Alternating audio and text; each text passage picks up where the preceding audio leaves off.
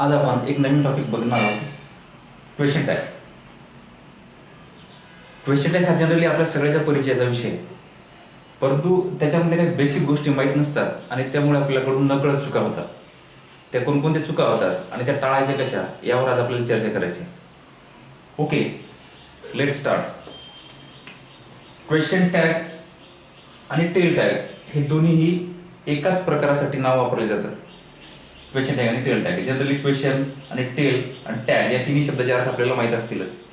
एखाद्या वाक्याच्या शेवटी प्रश्न तयार करणे किंवा जोडणे, छोटासा प्रश्न तयार करणे किंवा जोडणे म्हणजे क्वेश्चन टॅग किंवा tail tag.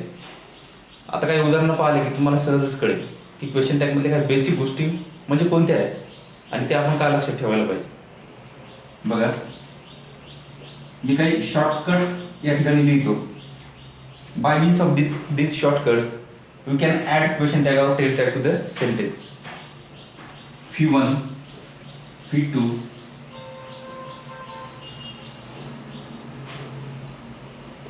doesn't, didn't, am, aren't, will, won't. सगळ्यात आधी in the beginning, we must understand one thing, that what is the rule of making or adding question tag or tail tag? The rule is that if the given sentence is affirmative, दिलेलं वाक्य जर affirmative असेल, that time question tag will be negative. हा basic rule आधी आपल्याला समजून घेणं गरजेचं आहे. दिलेलं वाक्य जर affirmative असेल तर question tag निगेटिव्ह असतो आणि दिलेलं वाक्य जर निगेटिव्ह असेल तर question tag affirmative असतो. एवढं सोपं आणि सरळ. आता हे तुम्हाला मी या ठिकाणी 4 शॉर्टकट दिलेले आहेत. यावरून आपल्याला अनेक उदाहरणं सहज सोडवता येतील. म्हणजेच वाक्यामध्ये जर V1 असेल आणि त्याला V1ला जर येस लागलेला असेल प्रत्यय, म्हणजे V1च्या शेवटी जर येस लागलेला असेल तर डझंट घ्यायचा क्वेश्चन टॅगमध्ये. V2 असेल तर डिडंट घ्यायचा. वाक्यामध्ये ॲम असेल तर आरंट घ्यायचा. विल असेल तर वोंट घ्यायचा. म्हणजे हे सगळे जे दिलेले शब्द आहेत हे अफर्मेटिव्ह मधले आहेत. आता याच्यामध्ये एक बघा आणखी, जर वाक्यामध्ये V1 फक्त असेल, V1 असेल आणि त्याला येस वगैरे काही नसेल तर अशा वेळेला काय घ्यायचं, डोंट घ्यायचा. म्हणजे बघा, व्हीला येस असेल, इथे मी या ठिकाणी दिलेलं आहे, व्हीला येस असेल, क्रियापदाला येस लागलेला असेल तर डझंट घ्यायचा. V2 असेल तर डिडंट घ्यायचा आणि पहिलं रूप फक्त असेल तर डोंट घ्यायचा. आणि त्यानंतर ॲम असेल तर आरंट घ्यायचा आणि विल असेल तर वोंट घ्यायचा. आता समजा हे आपण नोट करून घेतले कुठेतरी आणि याच्या माध्यमातून आपण कशा प्रकारे प्रश्नाचे उत्तर देऊ शकतो हे बघा. By means of this shortcuts we can solve many equations.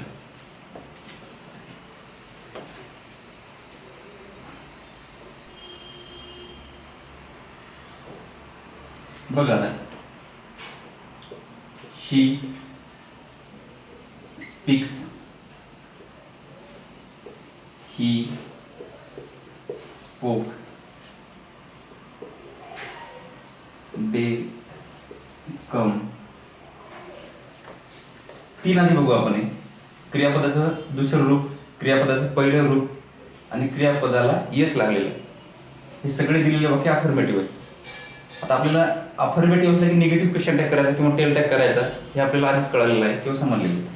म्हणून बघा, शी स्पीक्स, कॉमा द्यायचा, याला येस लागलेला आहे. आपण आधी जे शॉर्टकट दिले होते त्याच्या मदतीने आपण करण्याचा प्रयत्न करू. आणि आधी आपण काय सांगितलं होतं, जर क्रियापदाला येस असेल, if there is yes used as a suffix to the verb, that time question tag will be negative, but negative with doesn't. म्हणून या ठिकाणी आपण काय घ्यायचं, डझंट घ्यायचं. आणि डझंट नंतर जे कर्ता दिलेला असतो तो कर्ता घ्यायचा आणि क्वेश्चन मार्क द्यायचा. झालं पहिलेचं उत्तर. जे एक नियम आपल्या डोक्यामध्ये कुठेतरी सेव्ह झालेला असेल, क्रियापदाला जर प्रत्यय म्हणून सफिक्स म्हणून जर येस लागलेला असेल तर अशा वेळेला निगेटिव्ह करत असताना, म्हणजे जे अफर्मेटिव्ह आहे, निगेटिव्ह करत असताना डझंट घ्यायचा आणि शी वापरायचा. म्हणजे एक रूल आपल्याला कळाला असेल, whenever there is yes as a suffix used to the verb, that time you have to use there doesn't. आता दुसरं बघा, whenever there is V2 second form of the verb, that time what we have to do? We have to do that didn't. या ठिकाणी yes लागलेला आहे, doesn't घेतला. या ठिकाणी क्रियापदाचं दुसरं रूप आहे म्हणून आपण डिडंट घेतला. त्यानंतर जे काही क्रियापद असेल, सब्जेक्ट असेल तो घ्यायचा, फक्त स्मॉल लेटर मध्ये घ्यायचा. हे जनरली इकडे जे शब्द असतात ते स्मॉल लेटर मधले असतात. या ठिकाणी बघा पहिला अल्फाबेट जे आहे ते कॅपिटल घेतलेलं आहे. But while adding the question tag or while adding the tail tag, subject has to be used, but the first alphabet of that subject should be small letter, in small letter. They come. Once again, we have to understand one thing, that there is V1 for the first form of the verb. That time, comma is compulsory. Then don't. After that, subject and question mark. 3 वाक्यावरून आपल्याला पहिलं रूप क्रियापदाला yes आणि दुसरं रूप या तिन्ही कोणत्याही प्रकारचे वाक्य आले तर या 3 गोष्टी असतील. आणि कसे वाक्य असतील, कारण की समोरचे जे वाक्य असतात, मी शॉर्ट तुम्हाला का दिले, कारण की क्रियापदाच्या नंतर कितीही मोठं जरी वाक्य असलं तरी क्वेश्चन टॅग त्यावर अवलंबून नसतो. जनरली क्वेश्चन टॅग पहिल्या आणि दुसऱ्या शब्दावर अवलंबून असतो. म्हणजे सब्जेक्ट, हेल्पिंग वर्ब किंवा मेन वर्ब या दोनच पहिल्या 2 गोष्टीवर क्वेश्चन टॅग अवलंबून असतो. ओके, त्या गोष्टी समजल्या असतील तुम्हाला. परत एक वेळ मी रिवाइज करतो. येस असेल क्रियापदाला डझंट घ्या. V2 असेल क्रियापदात दुसरं रूप असेल तर डिडंट घ्या. क्रियापदाचं पहिलं रूप जर असेल तर डोंट घ्या. 3 शॉर्टकट पाहिले. आता पहिल्याच वेळेला जे इतर काही शॉर्टकट दिले होते त्याचा उपयोग कसा होता आपण बघू.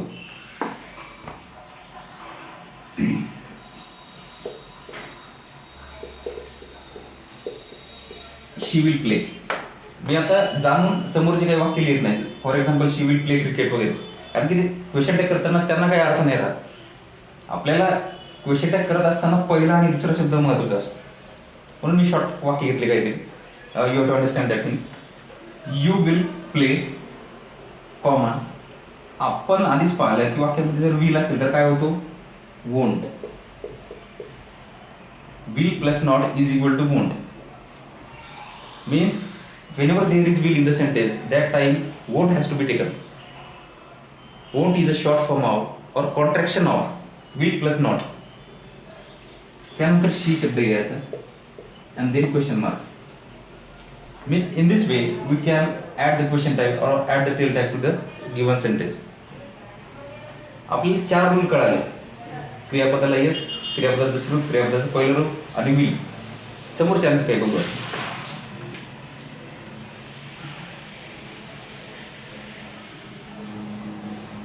ज्या ज्या वाक्यामध्ये ॲम असतो, ॲम स्ट्रॉंग, ज्या ज्या वाक्यामध्ये ॲम असतो, मग टेन्स कोणताही असतो, टेन्सचा काही संबंध नाही ठिकाणी. For example I am strong, I am going there, I am playing cricket, I am learning English. In this way tense कोणताही असो, फक्त सुरुवातीला आय आणि ॲम असेल तर क्वेश्चन टॅग करताना ॲमचा ॲमंट होत नाही तर ॲमचा आरंट होतो. आरंट आणि आय फक्त कॅपिटल घ्यायचा असतो.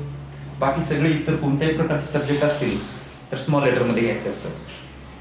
प्रोनाउन जेवढे असतील तेवढे पहिला अल्फाबेट त्याचं स्मॉल लेटरमध्येच घ्यायचं असते while making the question tag. ठीक आहे, म्हणजे आपल्याला बघा 4-5 रूल लगेच कळाले. मला वाटते आपण शिकून 8 मिनिटं झाली. Only we spend 8 minutes only in such type of discussion and we could get the basic information of making or adding question tag or tail tag. ठीक आहे, आणखी काय उदाहरण बघू आपण. शी डझंट कॉल. आपण आधीच पाहिलं की दिलेलं वाक्य जर अफर्मेटिव्ह असेल तर क्वेश्चन टॅग निगेटिव्ह असतो. And the given sentence if the given sentence is negative that time question tag will be affirmative. आता या ठिकाणी बघा डझंट सारख्या शब्दाला डझंट, नथिंग, नो, नेव्हर यासारखे कोणतेही शब्द आले वाक्यामध्ये ते निगेटिव्ह असतात. त्याचा आपल्याला अफर्मेटिव्ह क्वेश्चन टॅग करत असताना डझंट शब्द दिला आहे तर फक्त काय घ्या, डज कॉमा डज आणि शी.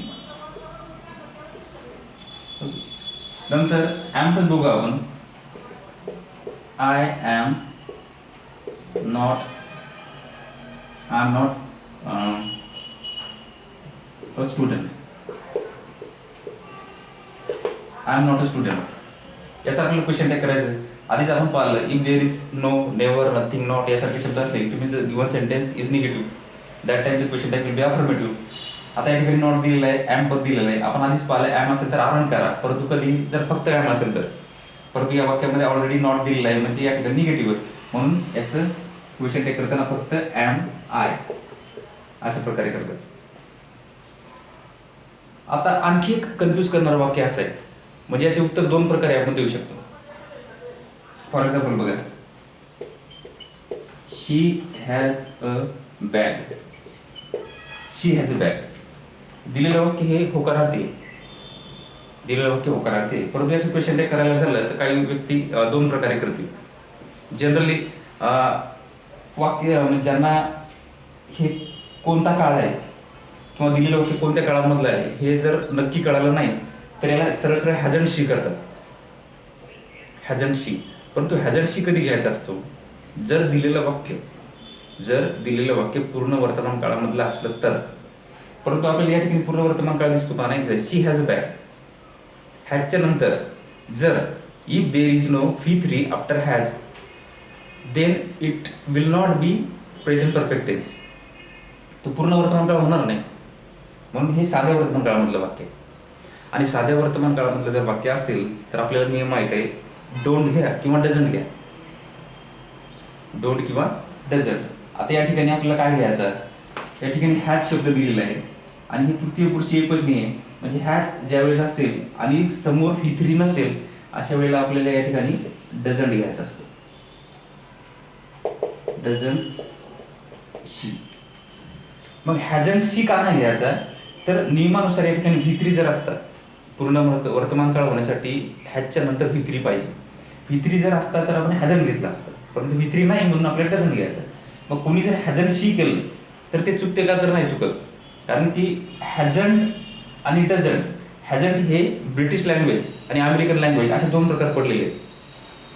तर त्या दोन लँग्वेज जर विचार आपण केला तर कोणी हॅजंट पण घेते आणि कोणी डझंट घेते. परंतु आपण इंडियन लँग्वेज जर विचार केला, Indian English, that time we have to use there doesn't. म्हणजे जनरली पेपरमध्ये जर असे प्रश्न आले तर आपण हॅजंट न वापरता डझंटच वापरा.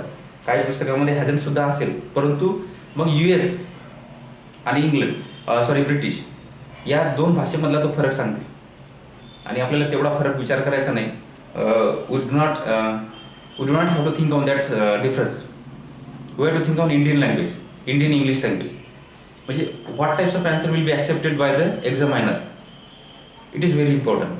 Therefore if whenever there is has and there is no V3, that time doesn't should be accepted or needs to be accepted.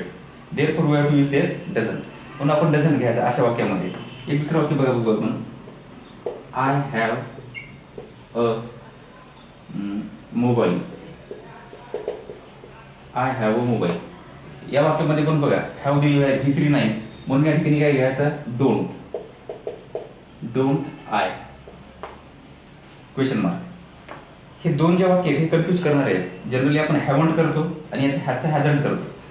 परंतु मी आधी सांगितलं, while thinking about or while thinking on the Indian English language, that time making the question tag or adding the question tag, that time has or have needs to be taken helping verb whenever there is V3. ज्यावेळेस V3 असतो त्यावेळेस helping verb म्हणून समजून घेतलं पाहिजे त्यांना. And whenever there is no V3, third form of the verb, that time it has to be taken main verb. हे क्रियापदाचे मूळ रूप आहेत असं समजून घ्यायचं. म्हणून हे पहिलं रूप आहे, हे पण पहिलं रूप आहे, पण या क्रियापदाला यस लागलेलं आहे असं समजून घ्यायचं आणि या क्रियापदाला यस लागलेलं नाही असं समजून घ्यायचं. म्हणजे हे दोन्ही वाक्य सिंपल प्रेझेंट टेन्समधले आहेत. ओके, अशा प्रकारे आपण क्वेश्चन टॅग आणि टिल टॅग काही कमी वेळामध्ये समजून सांगण्याचा प्रयत्न केला किंवा समजून घेण्याचा प्रयत्न केला. याच्यामधले आणखी काही उदाहरणं आपण नेक्स्ट तासाला बघू. Till then have a nice day, keep watching, thank you.